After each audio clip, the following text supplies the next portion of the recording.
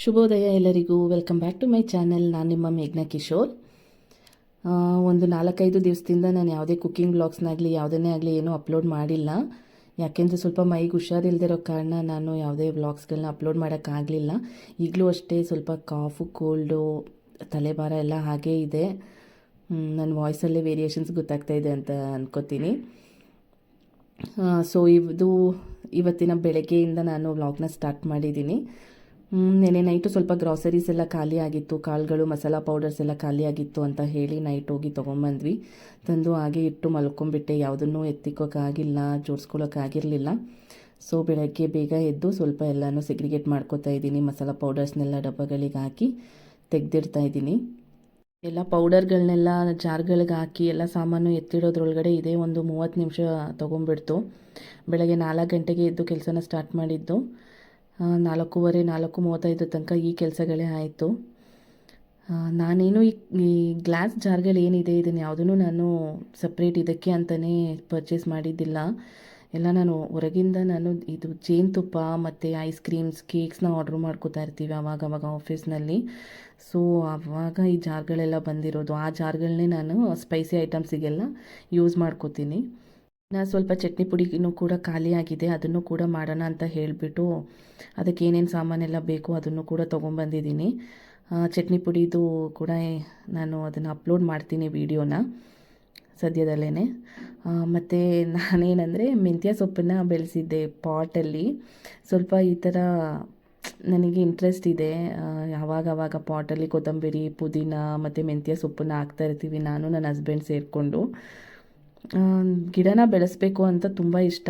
But ಜಾಗನೂ ಕೂಡ ಇದೆ ಪಾಟ್ಗಳೆಲ್ಲ ಇಟ್ಕೊಳ್ಳೋದಕ್ಕೆ ಟೆರೆಸಲ್ಲಿ, ಮನೆ ಮುಂದೆ ಎಲ್ಲ. ಬಟ್ ಅದನ್ನು ಮೇಂಟೈನ್ ಮಾಡಲಿಕ್ಕೆ ಟೈಮೇ ಇಲ್ಲ ಅಂತ ಹೇಳ್ಬೋದು. ಯಾಕೆಂದರೆ ಗಿಡಗಳು ಕೂಡ ನಮ್ಮ ಥರ ಜೀವ ಇರೋ ಒಂದು ಇದೇನೇ ಅಲ್ವಾ. ಸೊ ಯಾಕೆಂದರೆ ನೀರು ಸರಿಗೆ ಹಾಕಿಲ್ಲ, ಮೇಂಟೆನೆನ್ಸ್ ಚೆನ್ನಾಗಿ ಮಾಡಿಲ್ಲ ಅಂದಾಗ ತುಂಬ ಬೇಜಾರಾಗುತ್ತೆ. ಅದಕ್ಕೋಸ್ಕರ ಜಾಸ್ತಿ ಪಾಟ್ಸ್ ಇಟ್ಕೊಂಡಿಲ್ಲ.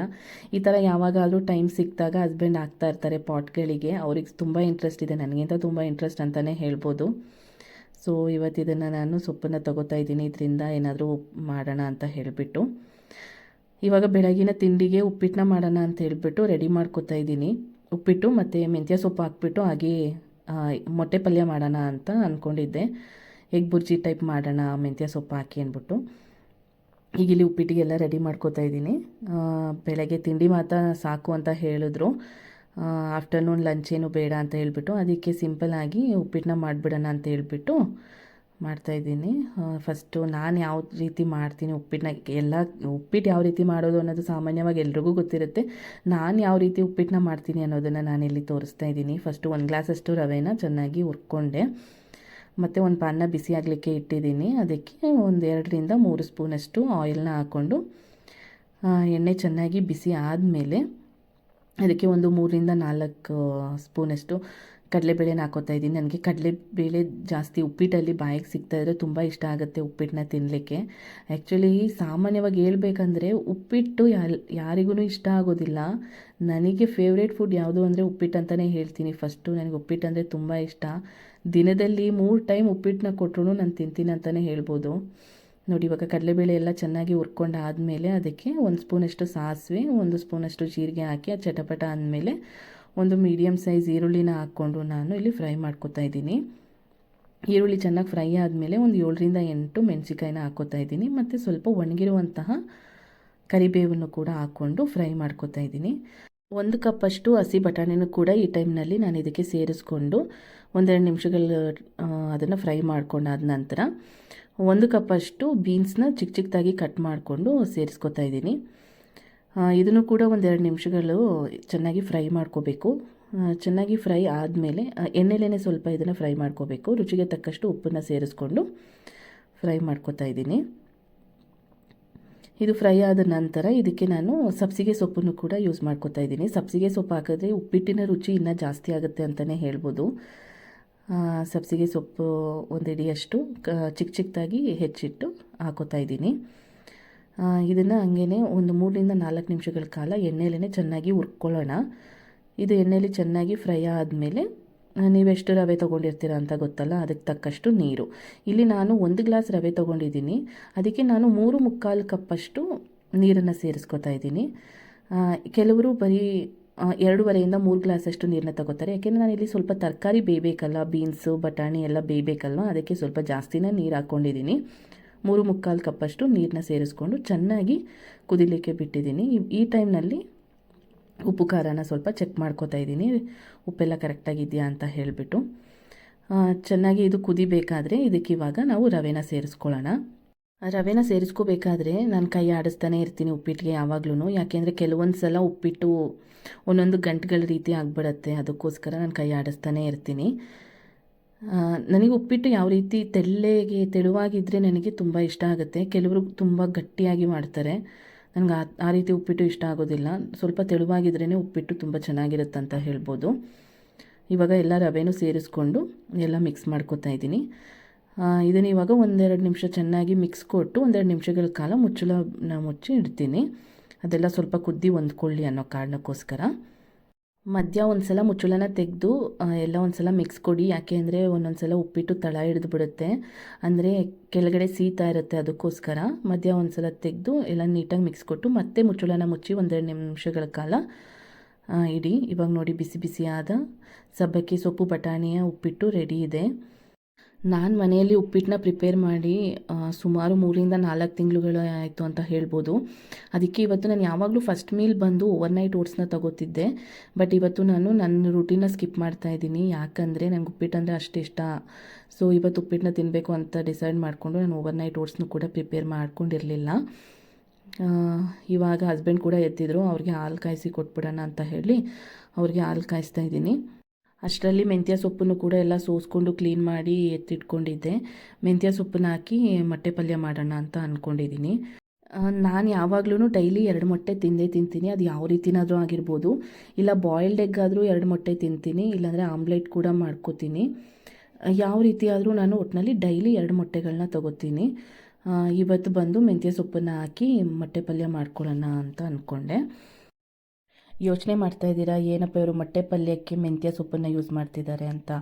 ಯಾವ ಸೊಪ್ಪು ಆದರೆ ಏನಂತೆ, ನಮ್ಮ ದೇಹಕ್ಕೆ ಯಾವುದರಿಂದ ಯಾವ ಮುಖಾಂತರ ಸೊಪ್ಪು ನಮ್ಮ ದೇಹ ಸೇರುತ್ತೆ ಅನ್ನೋದೊಂದೇ. ಫೈಬರ್ ಕಂಟೆಂಟ್ ಯಾವ ರೀತಿ ಆದರೂ ಒಟ್ಟಿನಲ್ಲಿ ನಾವು ತಗೋಬೇಕು. ಅದಕ್ಕೆ ನಾನು ಈ ರೀತಿಯಾಗಿ ತಗೋತಾ ಇದ್ದೀನಿ. ಕೆಲವರು ಮೊಟ್ಟೆ ಪಲ್ಯ ಮಾಡಬೇಕಾದ್ರೆ ನುಗ್ಗೆ ಸೊಪ್ಪನ್ನು ಬಳಸ್ತಾರೆ. ಹೌದು, ನಾನು ಕೂಡ ನುಗ್ಗೆ ಸೊಪ್ಪನ್ನು ಬಳಸ್ತೀನಿ. ಬಟ್ ಈ ಬೆಂಗಳೂರಿನಲ್ಲಿ ನುಗ್ಗೆ ಸೊಪ್ಪು ಎಷ್ಟಿದೆ ಅಂದರೆ ಒಂದು ಕಂತೆ 70 ರೂಪಾಯಿ, 60 ರೂಪಾಯಿ 70 ರೂಪಾಯಿ ಹೇಳ್ತಾರೆ. ಸೊ ಅದಕ್ಕೆ ನನ್ನ ಮನೇಲಿ ಯಾವುದು ಸೊಪ್ಪು ಅವೈಲೇಬಲ್ ಇರುತ್ತೆ ಅವತ್ತಿಗೆ ನಾನು ಆ ಸೊಪ್ಪನ್ನು ಹಾಕಿ ಪಲ್ಯಗಳನ್ನ ಮಾಡ್ತೀನಿ. ಎಗ್ ಬುರ್ಜಿ ಮಾಡ್ತೀನಿ ಅಥವಾ ಸಾಂಬಾರು ಪ್ರಿಪೇರ್ ಮಾಡ್ಕೋತೀನಿ. ನಾನು ಇದೇ ಪರ್ಟಿಕ್ಯುಲರಾಗಿ ಇದೇ ಸೊಪ್ಪು ಬೇಕು ಅಂತ ಏನಿಲ್ಲ. ಬಟ್ ಫೈಬರ್ ನಮಗೆ ನಮ್ಮ ದೇಹಕ್ಕೆ ಸೇರಬೇಕು, ಅಷ್ಟೇ ನನ್ನ ಉದ್ದೇಶ. ಇವಾಗ ಮೆಂತ್ಯ ಸೊಪ್ಪನ್ನು ಕೂಡ ಚಿಕ್ಕದಾಗಿ ಹೆಚ್ಚಿಟ್ಕೋತಾ ಇದ್ದೀನಿ. ಇಲ್ಲಿ ಮೊಟ್ಟೆ ಪಲ್ಯ ಮಾಡಲಿಕ್ಕೆ ನಾನು 2 ಮೀಡಿಯಮ್ ಸೈಜ್ ಈರುಳ್ಳಿನ ತೊಗೊಂಡಿದ್ದೀನಿ. ಅದನ್ನು ಕೂಡ ಚಿಕ್ಕದಾಗಿ ಆಲ್ರೆಡಿ ಹೆಚ್ಚಿಟ್ಕೊಂಡಿದ್ದೀನಿ. ಪಲ್ಯಕ್ಕೆ ಏನೇನು ಮಸಾಲೆ ಐಟಮ್ಸ್ ಬೇಕು, ಪೌಡರ್ಸು ಅದನ್ನೆಲ್ಲ ತೆಗೆದಿಟ್ಕೊಂಡೆ.